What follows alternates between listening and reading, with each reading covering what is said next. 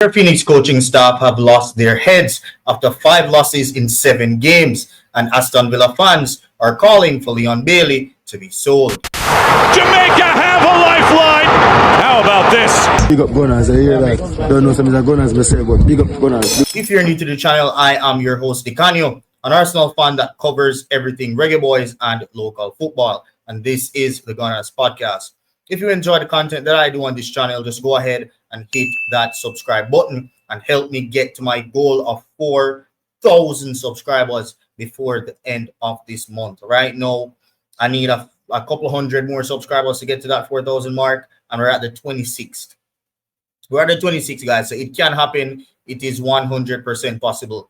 So just go ahead and smash that like button and the subscribe button if you have not yet done so.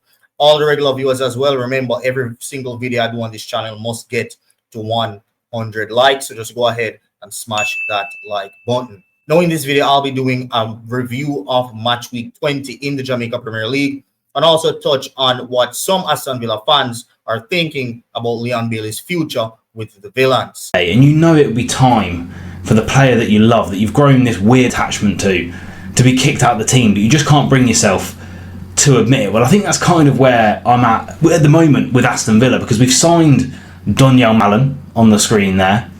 But where does that leave a certain player who was arguably in our top 3 or 4 most important players last season, and that is Leon Bailey? Well, we're going to be talking about that today. As you guys saw, that is a Villa fan who covers the team and has a decent following on YouTube with his podcast, Let's Talk Villa. Now, an increasingly good amount of Aston Villa fans have been calling for the club to upgrade on or replace Leon Bailey, saying that he might never hit the heights of what he achieved last season.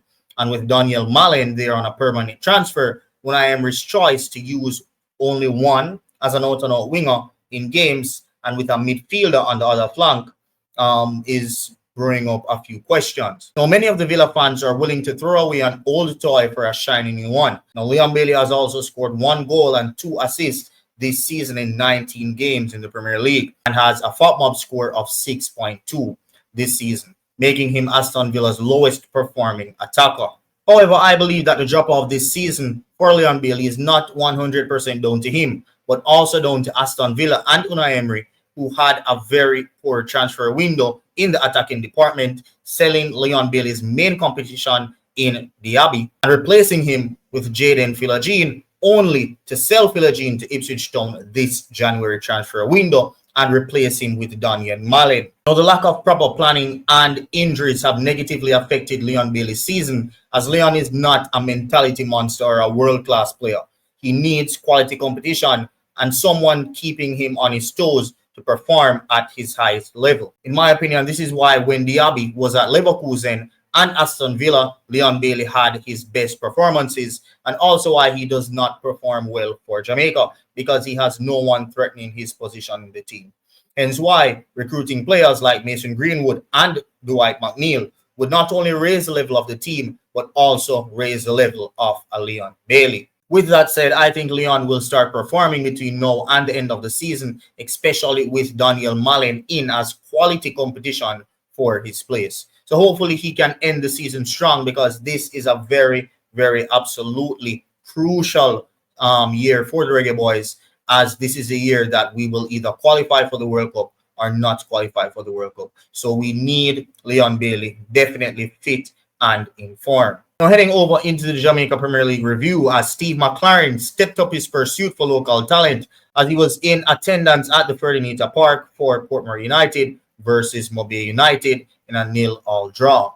Now, to the surprise of JPL fans as well, Harbourview dug themselves out of the relegation zone and sinked down beholding in it after trashing them 4-1 at the Harbourview Mini Stadium. Mount Pleasant beat Tivoli 1-0 at the Anthony Spalding Sports Complex. Coach Lenny Hyde and his assistant at Vere Phoenix United was sent off for reportedly calling the referee a cobbler. Now, for those who do not know what the word cobbler means and why it is seen as an insult, here is why. Calling someone a cobbler can be very disrespectful in some contexts, because it implies incompetence and clumsiness. Historically, cobblers were considered lower skilled artisans compared to shoemakers. Over time, the term cobbler became a slang for someone who botches their work or lacks skill in a particular craft. In modern day usage, it can be used as an insult directed at someone to imply that they are unskilled or not good at what they do. This to me is clear frustration for his team being absolute rubbish, even though I can admit that the referee was actually acting like a cobbler. But both teams were affected by his inconsistent and incorrect decisions. So there's no excuse for Mr. Lenny Hyde. His team was just absolute shit like they have been all season, and Racing went on to win comfortably by 3-0.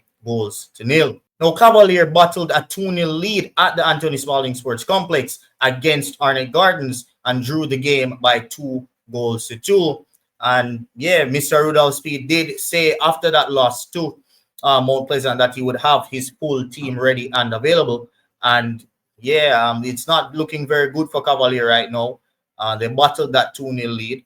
And yeah, Mr. Rudolph Speed really wants to pick up and start winning football matches. Let's hope that he can do that in the following game. And the final game of the round will be played tonight in Monday Night Football, featuring bottom of the table Humble Lions and Malines United. So, hey guys, that is it for this video. Let me know in the comment section what you guys think about the different things that I spoke about today. Was Mr. Lenny Hyde out of order, or was the referee, as I said, really acting like a cobbler, someone who did not know at all how to ref a football game? Let me know your thoughts in the comment section. Also, what do you think about that whole Leon Bailey situation with some fans not necessarily turning on him because they are grateful for what he has done, but thinking that a new page needs to be turned and that he needs to be sold? Again, it's not all fans, it's only some, but it's a very growing audience, and it's the amount of people that want Leon Bailey out of the club or want Leon Bailey to be sold is growing. So let me know about what you think about that in the comment section. Thank you guys for watching, and I'll see you next time. Peace. Subscribe to the Gunnaz YouTube channel for the best analysis of everything Jamaican football. Jamaica have a lifeline. How about this? Big up Gunnaz, I hear that. Don't know some of the Gunnaz myself, but big up Gunnaz. Subscribe to Gunnaz YouTube channel for the best analysis of everything Jamaican football.